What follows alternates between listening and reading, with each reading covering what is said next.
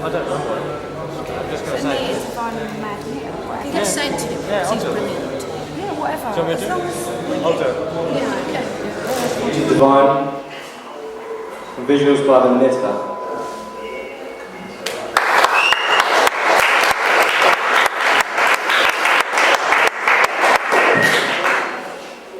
I need to divine to find myself, or perhaps a soulmate, or a gateway to bliss, life-loving serenity. I need to divine, to let go, to go with the flow, but as I'm sure you know, it's easier said than done, and sometimes it doesn't feel like much fun. We need to divine. So how you doing? You're a quiet lot, aren't you? I can tell already you're going to be quiet. You know, I don't believe in fairies anymore, or moonbeams, or sharks. Hold on a minute. Sharks do exist. How silly of me. Perhaps I just don't want to. I guess what I'm trying to say is there seems to be such a marginal difference, to me at least, between the magical and the mythical, and biology and ecology. So why is it that we believe in one thing and not another? Of course it's proof, scientific rationalism, that child of the Enlightenment and the death of so much mystery and romance, and inevitably faith. Newton, Darwin, and inevitably Einstein.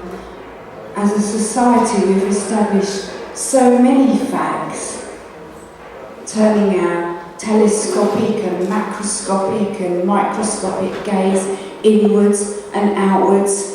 Now we can just as easily examine the rings of Saturn as we can the splitting of the atom.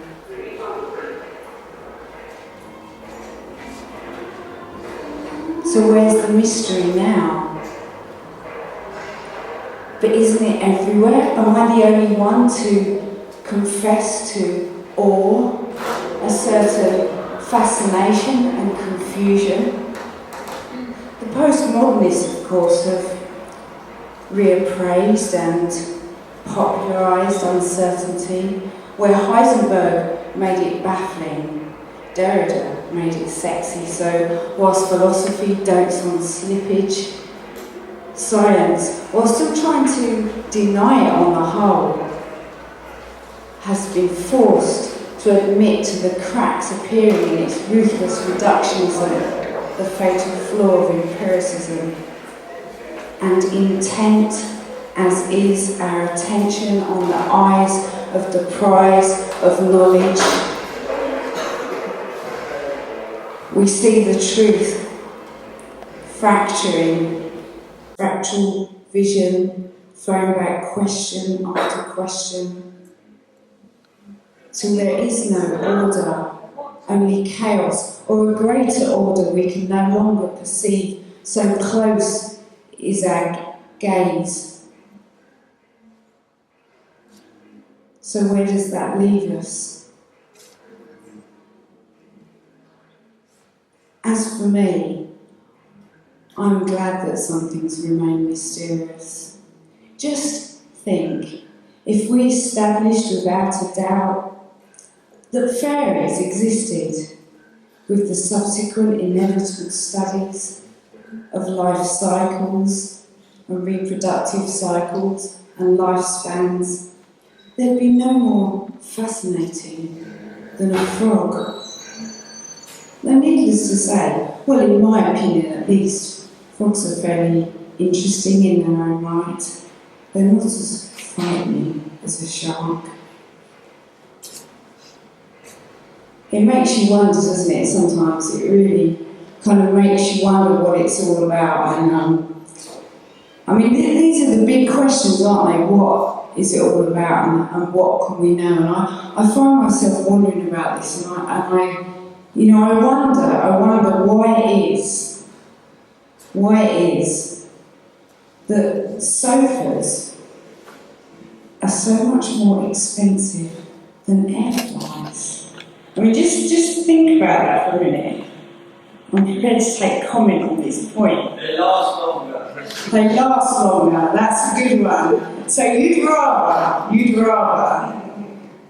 have how many, 188 episodes of EastEnders than a trip to Barcelona? Okay, fine, we can talk about that later. And I wonder why it is that people stick pieces of chewing gum on the eyes of posters on the tube. And why it is that, noticing this phenomenon, the advertisers have designed posters on the tube that look like there are pieces of chewing gum stuck on their eyes.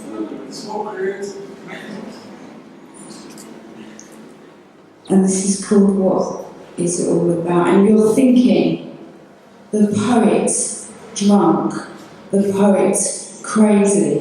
What am I doing here? I could be eating pizza, watching a Claude Van Damme movie, wanking, anything but this. But perhaps I should reappraise that. Surely I shouldn't project my desires onto you. You could be listening to Ravel, reading, I don't know, Tolstoy, painting your toenails. But there I go again. But you're not. You're here. And that is a strange and curious thing.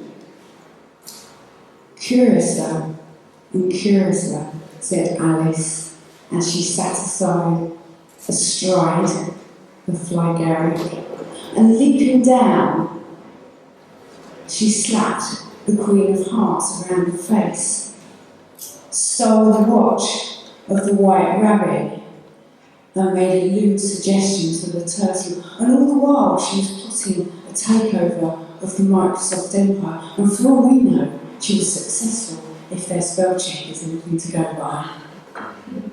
So where does that leave us? Right here, right now, in a precarious place between fiction and reality, wondering about the meaning of it all. Perhaps not, perhaps merely impatient at the bar, or pondering the probability of a collision with a black hole, or a comet, an encounter with a not-so-benign alien species, speculating, perhaps, if Seattle, Nice, Genoa, the spark of the fire of the festival of the oppressed, wondering if the police shoot to kill, wondering indeed if someone or something is watching over us, noticing the compelling chain of coincidence, connection, and chance that brought you here tonight, and that person next to you, contemplating perhaps what they are to you and opening so the intrinsic magic, the magical nature, the natural rhythm, the potential and the possibility and the possibilities that life itself suggests to us. I wish sometimes it was that easy, but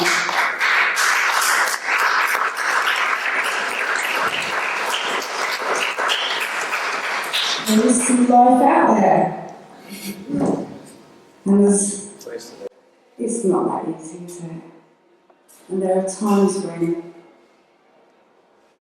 there's times when, you know, when there's heartbreak or when, I don't know, the mortgage defaults or whatever the expression is for it, or, you know, the cat pisses on your new duvet, then you kind of just wonder. The truth is at times I'm so weary of the world. I don't know anything anymore.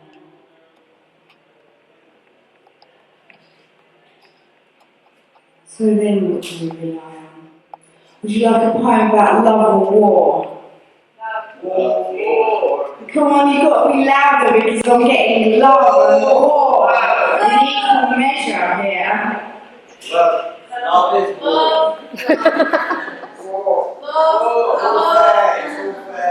Peace. Love. I'll do a poem, you can guess what it's about. I've had a request, and this is very unusual to read a poem. I don't read too good, so hey. I would just like to, it's from Dylan Thomas, the collected poems 34 to 52. Someone might have to fill me in on the autobiography later. The force that through the green fuse drives the flower. The force that through the green fuse drives the flower, drives my green age and blasts the roots of trees in my destroyer. And am I dumb to tell the crooked rose? My youth is bent by the same wintry fever. The force that drives the water through the rocks, drives my red blood and dries the mouthing streams, turns mine to wax. And am I dumb to mouth unto my veins? How at the mountain spring the same mouth sucks. The hand that whirls the water in the pool stirs the quicksand that ropes the blowing wind, pulls my shroud sour. And am I dumb to tell the hanging man how of my clay is made a hangman's line? The lips of time leach to the fountain head. Love drips and gathers, but the falling blood still calms her sores. And am I dumb to tell a winter's wind how time has ticked to heaven round the stars? And am I dumb to tell my lovers too how at my sheep goes the same crooked worm? Thank you for that.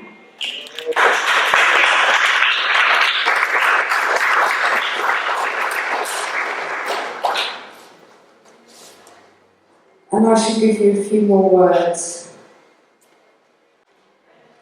In the effervescence of a new romance, I forgot what this world could be. In the crumbling of two towers, I remember.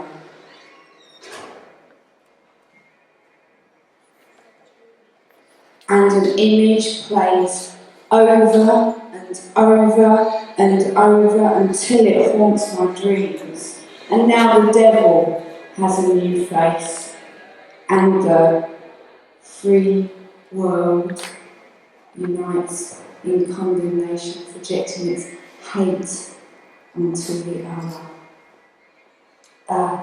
Addiction of revenge and retribution. And my path takes me to a mountainside where grief swells in me between the oak and olive groves. And even in this little piece of Eden, disquiet rocks the tranquility, because as the light fades, the heavens open, pouring their morning, and the thunder cracks and the sky splits in sympathy. But still the sun rises to meet our breath, lighting a path to hope, and still we ignore the pleading violence in the rocks and the bottles, the screaming violence in guns and planes that tells where there is no justice, there will be no peace. And I just want to leave you with this, a few words, something about love. That I love is in no doubt, with folly, with fury. It can feel like a consuming fire, but that could be obsession. And at times almost unendurable, almost always unending. In the light of this, that I love you may be of no consequence, yet so compelled we were to each other. And if emotion is energy and energy is matter, it defies all laws, because energy cannot be created or destroyed. Hence it's constant, yet this feeling doesn't stop. It wells up, flows and overflows, sometimes in tears that make some people uncomfortable. So what of me and you? It's not a child's demanding love, it's not a mother's smothering love, it's not a father's commanding love. It doesn't ask anything of you, though it longs to receive. Perhaps I can put it like this: you exist, therefore I'm dancing. Dancing till the trees shake, till the earth stamps back, till the clouds roar in applause with the wind as my partner. Thank you.